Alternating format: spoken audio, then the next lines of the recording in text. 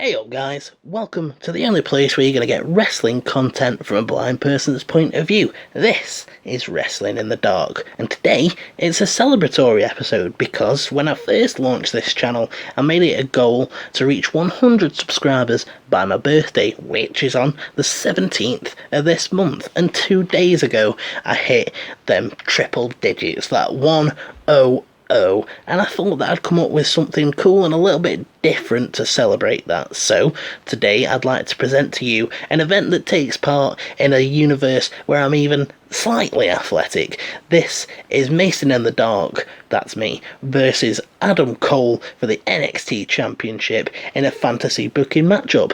I really enjoyed writing this. It's got a few Easter eggs in there that I hope you can spot, and I really hope that you have as much fun listening to this as I did writing it. So let's get to it. It's the main event of NXT.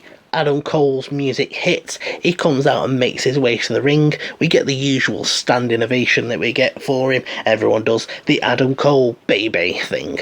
Morrow talks about the fact that he doesn't look happy, and Nigel says that he's been posting round on social media all day, but the only thing that he's been posting is an angry face emoji, and so he's clearly not in a good mood.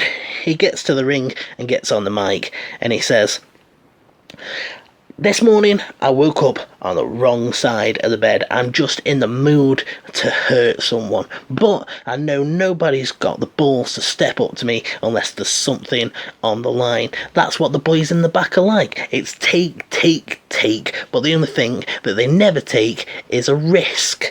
And that's why I'm issuing an open challenge for the NXT Championship, hoping that someone grows the balls to step up to me and I can hurt them. So who's it going to be?"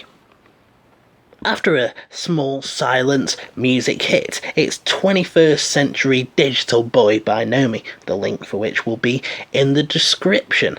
And Morris says that this is a special brand new signing to the NXT brand. It's the first ever blind wrestler signed to NXT. It's Mason in the Dark from Staffordshire, England. Beth says that he's got a guide dog with him. She's amazed at how cute the guide dog is, and even says that it's got earmuffs on, which she finds cute because that'll protect its ears from the loud crowd. Nigel says that he tried to get a word with Mason in the Dark earlier on in the day, but he was too busy teaching his guide dog the route to the ring. Beth goes absolutely mad during the entrance because as Mason in the Dark is making his way down the ramp, a fan tries to pet the guide dog and Beth goes crazy. She's like, "What kind of human being does that? Who fusses a guide dog when it's on the job? Who pets a working dog when it's working?" And I swear she almost sounded like she wanted to swear, and she was celebrating as the security dragged the fan away. I had a little laugh to myself because as the fan's getting dragged away, you can hear him going, "But it's so cute, it's so cute." And Beth says that she hopes that he never gets to come to a WWE event again. Mason in the Dark gets to the ring and he gets on the mic. He says, "Right, Adam, down to business. In a bad mood, are you? Woke up on the wrong side of the bed, did you? In the mood to hurt someone? Well, I should be easy picking, so why not take your best shot? But if you do, it'll be your last shot." Morrow sounds really amused but sort of confused and says that Mason in the Dark is facing the wrong way. The ref goes up, tells Mason in the Dark that he's facing the wrong way, and he turns round and faces Adam Cole. The crowd laughs. Mason in the Dark tells them to shut up because he needs complete silence because it helps with echolocation, and he knows that the fans like to make it all about them. They boo him loudly. He says, "See?" Beth says she's sort of proud of Adam Cole because he's not done anything yet. You know, this person's being rude. Even Cole knows that he shouldn't hit a blind person. That's just wrong. She expresses that she's pretty impressed with this person as she doesn't know what she would do if she lost her sight. I thought that was pretty funny, but also a little tiny bit patronising. Once the crowd had quietened down, Mason in the Dark got back on the mic. He says, Fine. Since my clever pun on your finishing move didn't work, how about this? You have run through opponents like I run into walls. Even though you're a horrible, cowardly man, you always find a way to get it done. Either that, or you get your friends to help you with it. You've been spreading an atmosphere of fear in this locker room, but you can't hurt me. No. You can't stop me. No.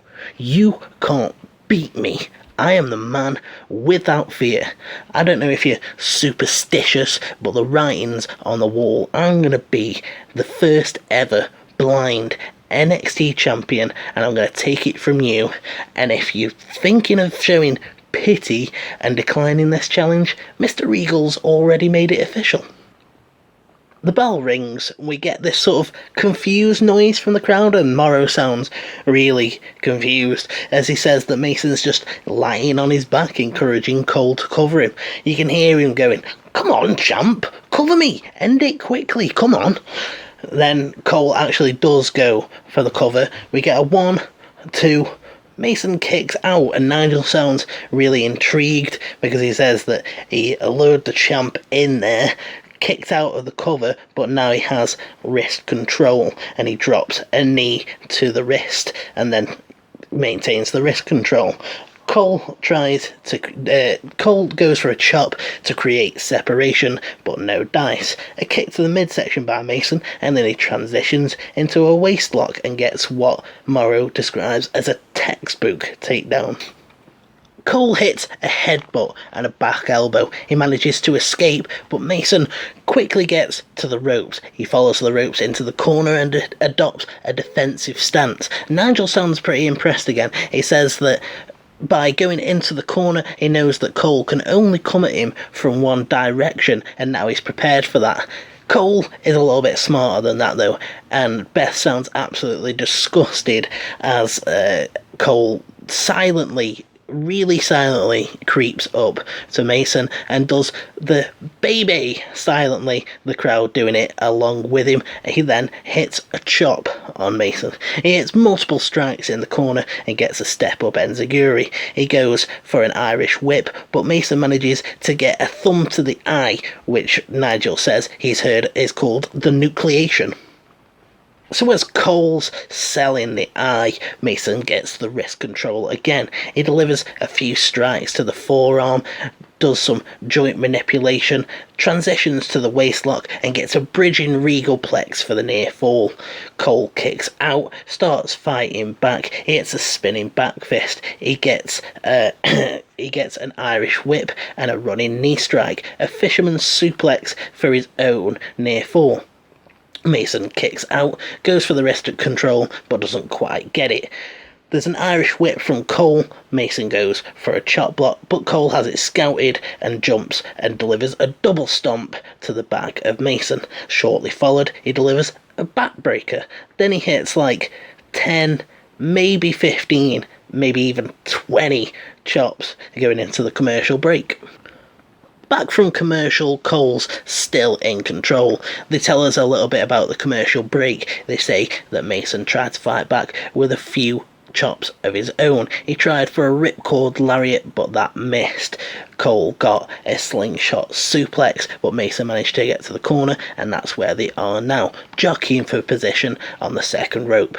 Mason goes for a chop, but he aims a little bit high and gets Cole in the throat. This leads to Mason getting Cole on the top rope. From the middle rope, he launches himself and hits a lariat that sends Cole out of the ring, crashing to the floor, but Mason hits his own back awkwardly. Both men are getting counted out, the ref's on the outside, but the dog ends up barking at him. The guide dog that he's brought down to the ring ends up barking at the referee, distracting him, and while that happens, Mason goes under the ring. He gets a blind cane, hits Adam Cole with the blind cane right in the neck and shoulder area, jabs it into his gut, and then he hits another lariat, and Morrow screams, "Lariato!" as Nigel says, "That would make Stan Hansen proud."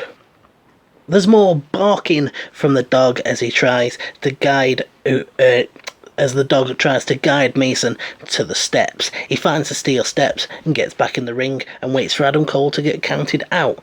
Cole beats the count at 8, comes back in, hits a clothesline and a swinging net breaker. Once Mason's back on his feet, Cole hits a pair of super kicks for the near fall, but on the kick out, Mason has the wrist control again.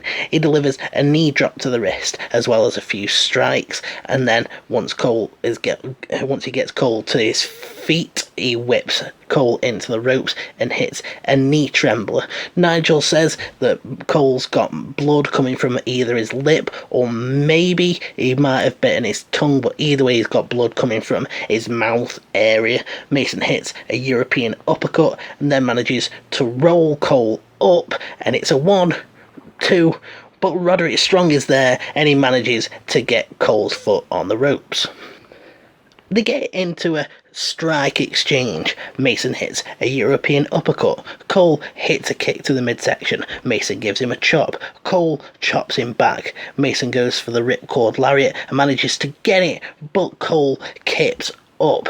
He does the Adam Cole baby thing, but the dog jumps up on the apron and barks. The ref's distracted again. Mason goes for the wrecking ball dropkick, but he doesn't have the aim right and it doesn't connect. Cole hits a released German suplex and another super kick for the near fall, but yet again Mason gets the wrist control. He hits more strikes, more joint manipulation, and then transfers to the back again, which seems to be a favourite move of his. He sweeps the leg and goes for the regal stretch, but Cole manages to escape to the ropes. Cole hits a few chops and he's going for the Falcon's arrow, but Mason gets that thumb to the eye that Nigel said was called the Nucleation again. He gets a drop toe hold and takes Cole's back from the top. He locks in the wrist lock and Nigel screams, "That's the London Dungeon!" Cole is struggling, he's screaming in pain. He crawls, he's getting to the ropes, but Mason drags him back into the middle and has the grapevine. Cole crawls further and further towards the ropes and manages to get it. A masked and hooded figure comes running down the ramp. He deadlifts Mason off of Adam Cole, and the commentary are screaming, "Who is this? Who is it?" And then up into the fireman's carry, attitude adjustment, "You can't see me," in a 5-knuckle shuffle. Off comes the robe and the hood. It's John Cena. Cole and John both do the "You can't see me" and a 5-knuckle shuffle. Cole gets a Panama Sunrise, and then John Cena, the most hated person by blind wrestlers, or this one blind wrestler, does the "You can't see me" and holds Mason in place for the last shot and reveals a Undisputed Era t-shirt with "You can't see me" on it. He holds Mason in place for another last shot and hits an attitude adjustment, and that's when it goes off air, and I was just like, what the hell just happened? It was really, really confusing because I was like, where did John Cena come from? Why was he in a hood and a mask? And why has he got beef with this random blind person? And of all things, joining Undisputed Era, I wouldn't have seen that coming at all. So yeah, this was one weird match. I never thought that I'd see Cole taking on a blind guy. What the hell?